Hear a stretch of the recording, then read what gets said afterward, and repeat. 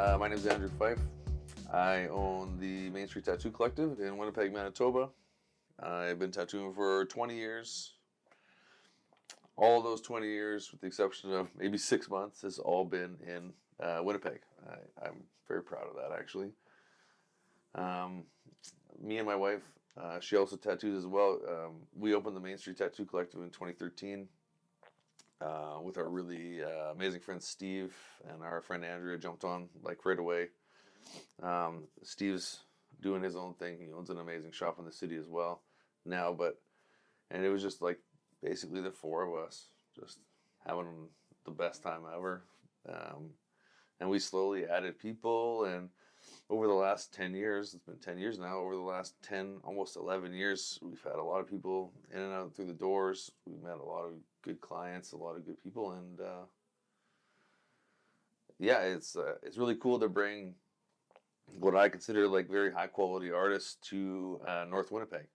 We're located about 10 minutes from the perimeter on Main Street.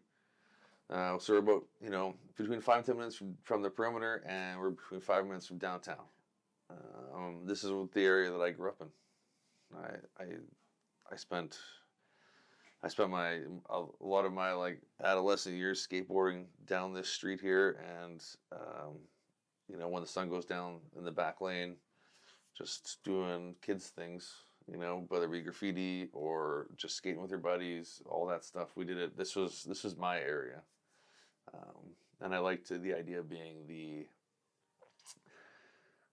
when I got into tattooing, there was no, tattooing was it was less underground than it was, back, like there's some guys that got good stories, like my stories were good, but,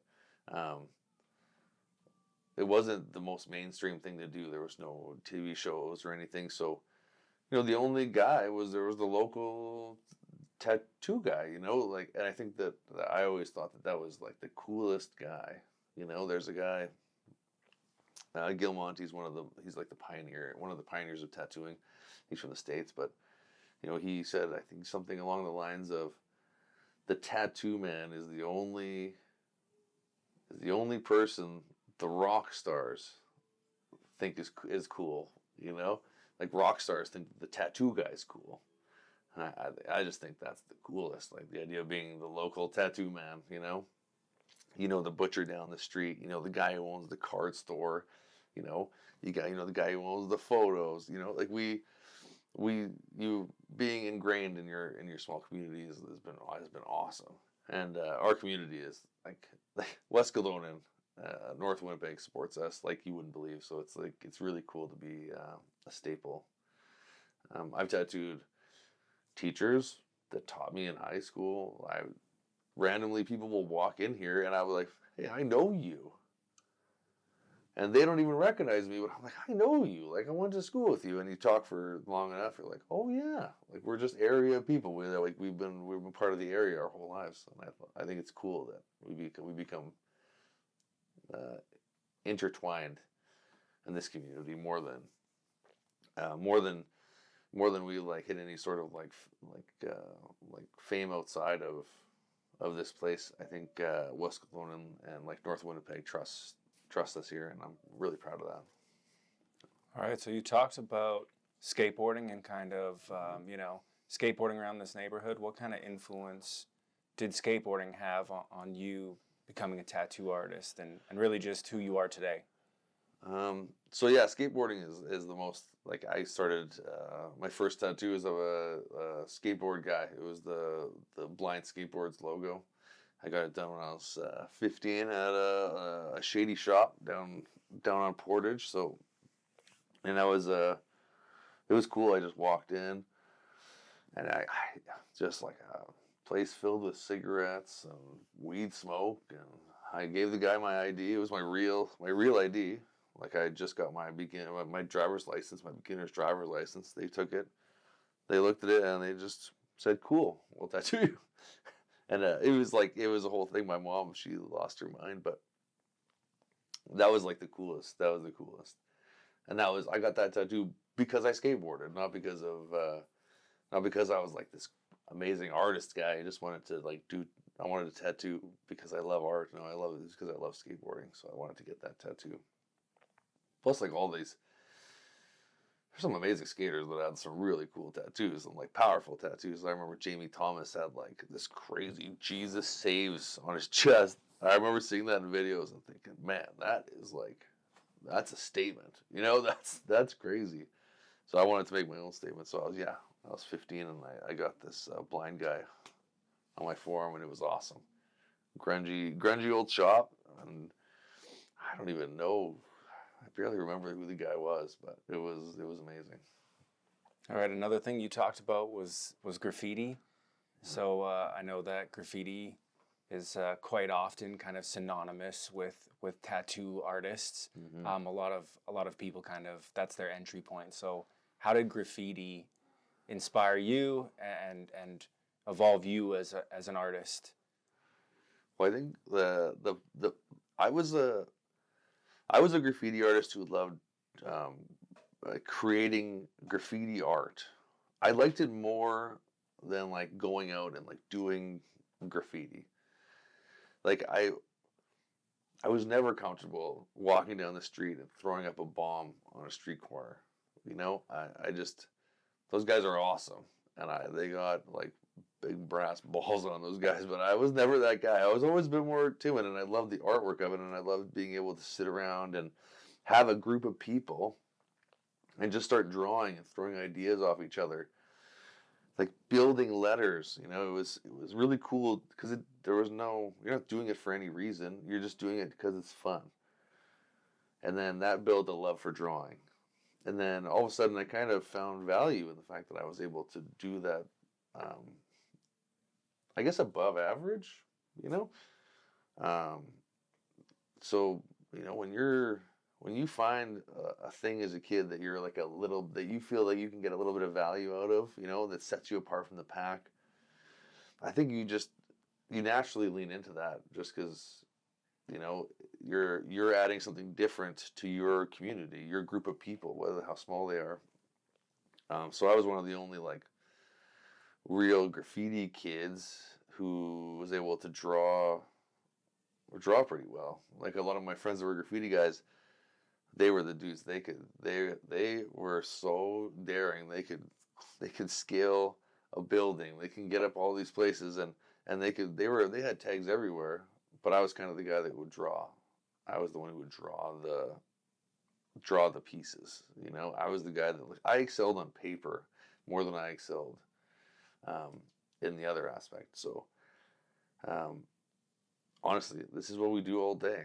Like, it's just me and this group of people that, you know, we've been lucky enough to, like, I didn't build this team. This team came to us, right? And it keeps moving and changing, and it's always like the perfect group of people, and that's what I really loved about like being a part of this shop.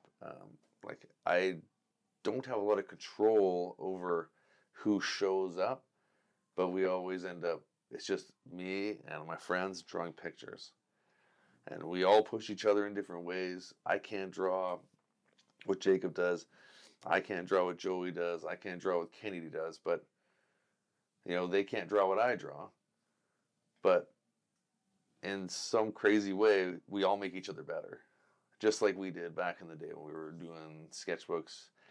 And I remember going to the graffiti gallery back when it was like a big deal. And you just sit there and it's a bunch of people just drawing pictures all day. It was the best thing ever. It was the coolest. And I think maybe now that I think about it now, I kind of just took that feeling and I was able to make a life out of it in tattooing. Yeah, it was awesome. How should a client find their artist and kind of what's important in that journey? So I think it's different. It's different for a first-time client versus an experienced client. It's different for somebody looking for a small tattoo, looking for a big tattoo. Like it's a totally different client. And oftentimes you want like potentially a different artist. There's not, lots of artists specialize nowadays. So I think that make sure you you have the opportunity to follow most artists, so you can kind of see what kind of work they do generally, right? I would like to see, if it's your first tattoo, and you're brave enough to get it, you're gonna say, I'm doing this. I'm gonna do it. Whether you're 18, whether you're 75, just walk into a shop, and start asking some questions. See how the shop makes you feel. Like if you feel good at this place, go get a tattoo there. That being said, don't get like the biggest tattoo ever because they might suck, But just if you feel good at that shop, go get a tattoo there, And then if you continue to feel good, that might be your place. We here at Main Street do walk-ins all the time during the week. If we have time, I've dedicated every Friday just to being completely walk-in based. Just because I there was a time when I only did big, large custom stuff, and it was great. I love those people, but I missed the excitement of doing a new tattoo on a new person. I miss tattooing that, like, I don't know, like, I love tattooing like sassy 50-year-old ladies, like I miss that banter, I miss that fun. So now that I do it, I do it on Fridays, and it's great. I miss that. Like there's like this one guy, he's like so stoic, honestly kind of scary, but slowly but surely he comes in on Fridays, he shows up at 8 in the morning and waits in line, and I tattooed him, man. Like, me and him, he's so fun. I love that dude. And he's only a walking guy. I can't book him an appointment. He won't do it. So every single Friday, if he shows up, I know that he's going to be here because he's the first person here. And we just chill and we do our tattoos. And I love that there's always some sort of, what's the word? Like, I never know what's going to happen on a walking day. I might do literally nothing and just sit around drawing pictures with my friends, or I might be head down all day, walk out of here with a pocket full of cash and a bunch of laughs with whoever came in. I love that aspect. So I do that every Friday. So when you're trying to pick your artist, a lot of times you can go by the experience level. Oftentimes, smaller work can usually be handled by people within 1 year to about 5 years. They can typically handle it, especially if they're trained at a shop that has sort of like I'm going to say like a shop hierarchy. So like I guarantee all my apprentices work. So if my apprentice does a tattoo and it doesn't go well, there's a problem, I take care of that client. That's part of my guarantee. And I also control the work that they do so that they don't run into problems. And I think that can be lacking at some places, So I think that that's something to think about. Is like, you walk into a shop, it's always nice to see like the young 18-year-old face, but then also see like the rugged old dude. You want to see like the whole gamut, because tattooing is it lasts on you forever, right? So there's a lot of things that old guy has to teach these young people to make sure that they're not making silly mistakes that are, your tattoo might look really cool when it's first done. Your Instagram picture looks amazing.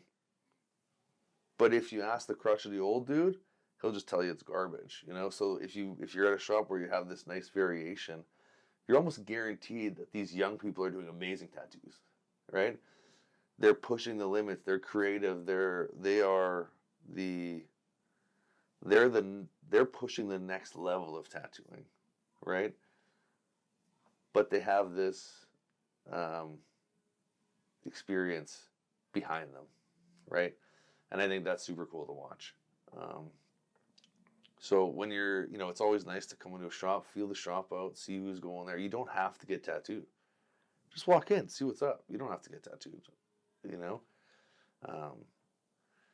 then trying to pick an artist for large work it's tough. It's like, it's this weird marriage where, if you're going to go through a sleeve everyone has a different process. Some people's process takes a few months. Some people's process, you can do it over 3 solid days.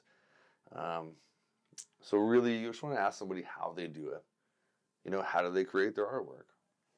This is my idea. How would you do it?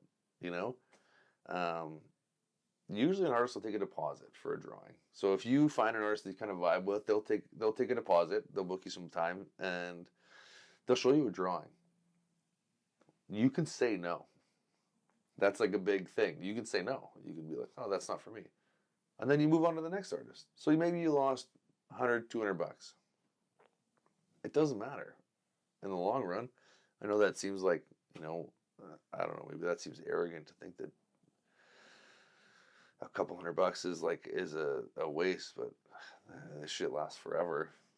Like it's worth it to get the perfect person to do your tattoo. I personally, I usually take a $100 deposit after a consultation, and then I book you another consultation where I show you a small thumbnail, right? And that small thumbnail is just me taking some time.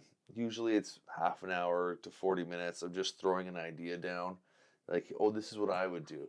And then I get you to come in. I get you to look at it. Usually it'll spark some ideas in you. And then you'll throw some things at me. And then all of a sudden this little thumbnail might really help to define our idea together. And then we go, okay, and then I usually take more money. So I'll take another $100, maybe $200. Usually never more than 500. Some drawings are some drawings take a long time. And I don't want, if the client ever bailed, I don't want to lose too much. So never more than $500. And then I come in and I will basically have it drawn full size. So you'll know what this thing's going to look like. If it's an arm, we'll wrap it on your arm. If it's a back piece, we can size it up, make sure it's perfect. And at that point, we're ready to do tattoos. Oftentimes, if it's a color tattoo, I'll take the design, I'll shrink it down, we'll do a small color study, and that color study will be our guideline for the whole rest of the tattoo. It is really cool to see that. Lots of times artists won't do that for their clients.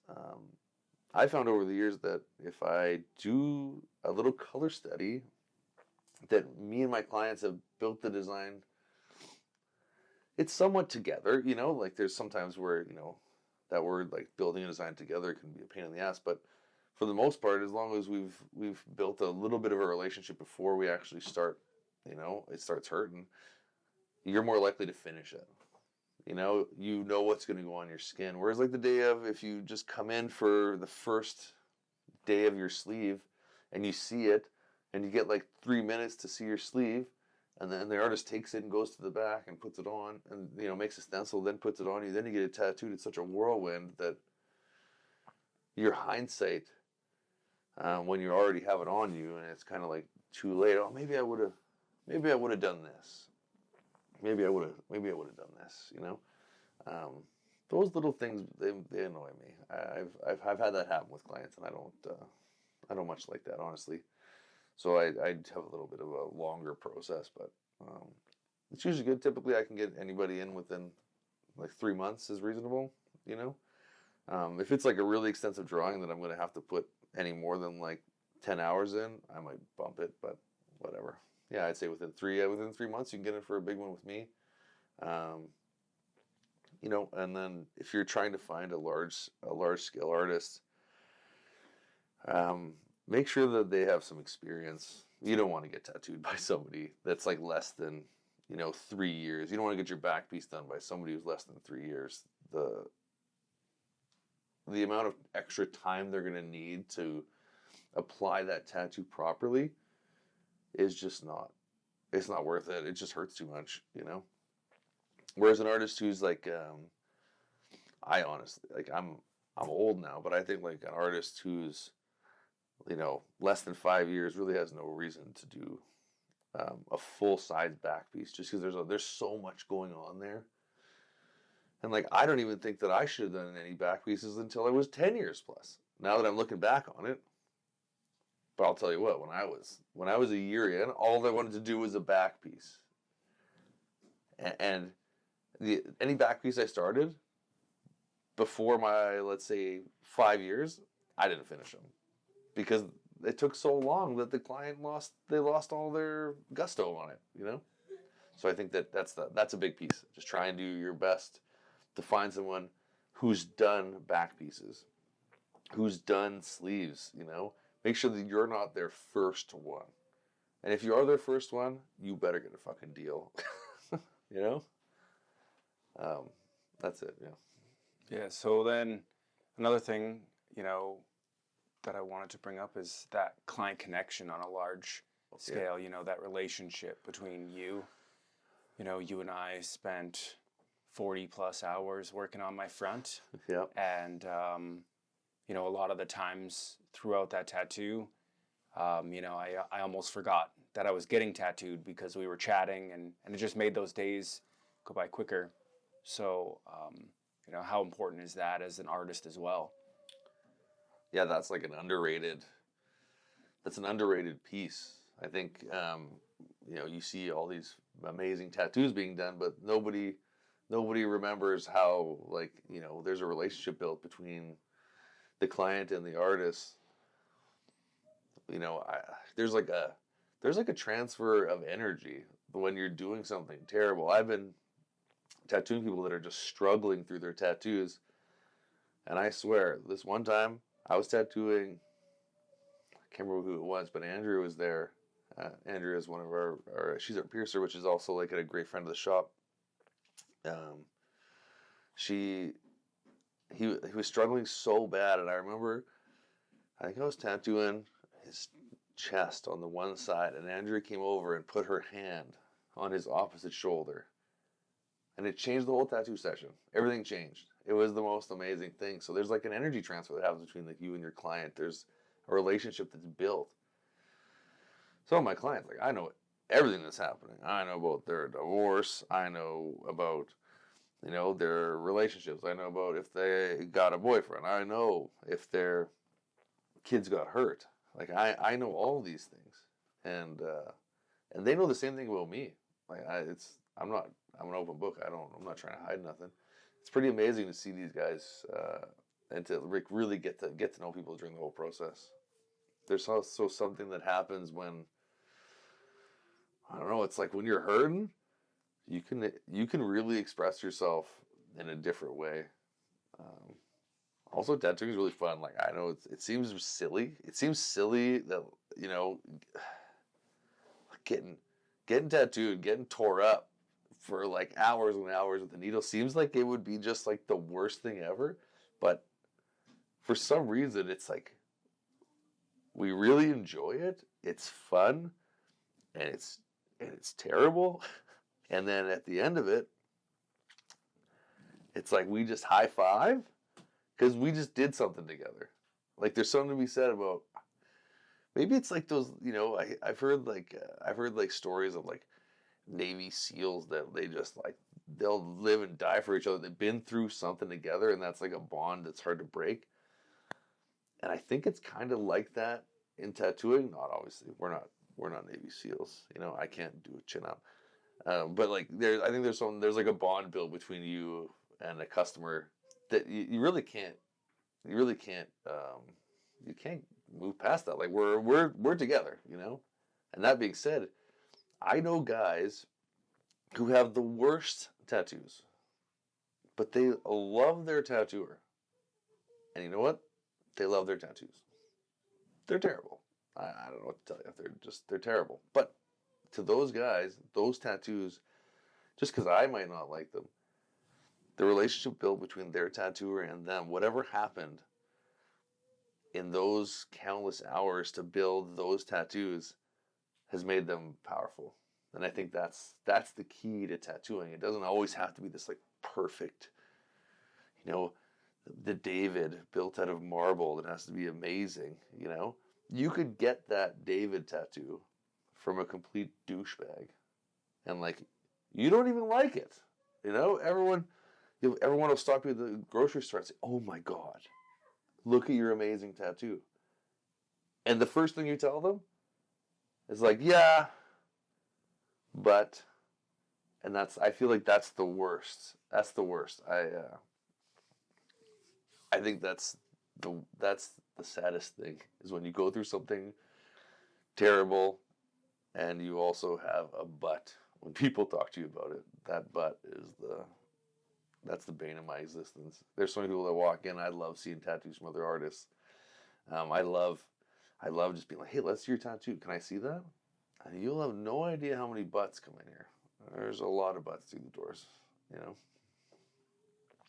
Another thing you kind of mentioned is kind of that transformative power Yeah. of tattooing. Mm-hmm. You know, how do you feel about your kind of piece of that transformation and how your client kind of feels empowered or filled with strength at the end of a tattoo? Yeah, that's like a real trip. I don't know if people are. I don't think that I think some people are meant to have tattoos, and I think some people they get a tattoo and they like, oh, that's not for me because it didn't give them anything. But there's some times where I'm tattooing like some of my big clients. You put something on them and they're just a different human at the end.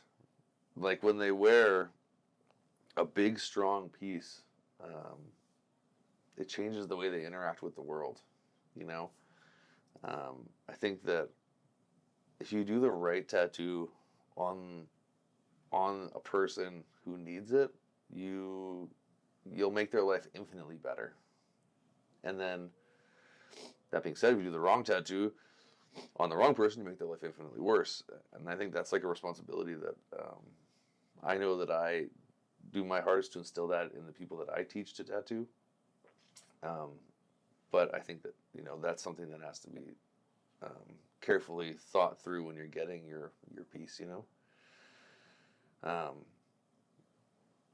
But I've seen people, I myself, like I remember getting tattooed, like, you know, it's like walking down the hallway with my fresh tattoo at 15 and everyone's looking at you like you're like an alien, you know, and they because you did something that nobody else thought was, like, they didn't even think it was possible, and you went and did it, so you did it. Never mind, like, I couldn't, like, could you imagine those, like, Japanese guys that are businessmen, full body suits, right, but you can't see any of their tattoos? Can you imagine when those guys go to, like, I don't know, the Christmas party in short sleeves? The power of unveiling this amazing thing you did to the world, this, like, secret part of you, like, that's gotta feel amazing. I got my throat tattooed when I was, like, 18, so I have no idea what that's like, but I could imagine. I remember walking down the street after I got my throat tattooed. My buddy Fern in my throat, he did a fantastic job, and I remember walking down the street, and I was young. I kind of looked like I don't know, like a little gangster guy, because that was my, you know, fake persona at the time. And nobody would look me in the eye. Everyone would look, they would do this, and then they go, oh. And like, that was like I remember being like, that's important. Like, that is not that now, after that moment, I started smiling at people. Because I didn't want people to think that I was scary. I just love tattoos, you know? Now it does not the same. I mean, people see throat tattoos on, you know, a dad, and they don't think he's scary. They just think he's a good dad who cuts hair, you know? Like, that's just the way it goes. So there's a level of, like, tattooing has a power to it, and I think that if we as tattooers take that power responsibly, like, you know, if as tattooers we're responsible and we understand the power we have with our clients and the power that we can give them, we have the ability to really improve someone's life, both because of the experience they get, because of the fight they have to deal with to get actually to have the tattoo, and then when they go out in the world and the world responds to them differently because of what they've accomplished There's a great. It's really fun actually. It's fun to think about that stuff.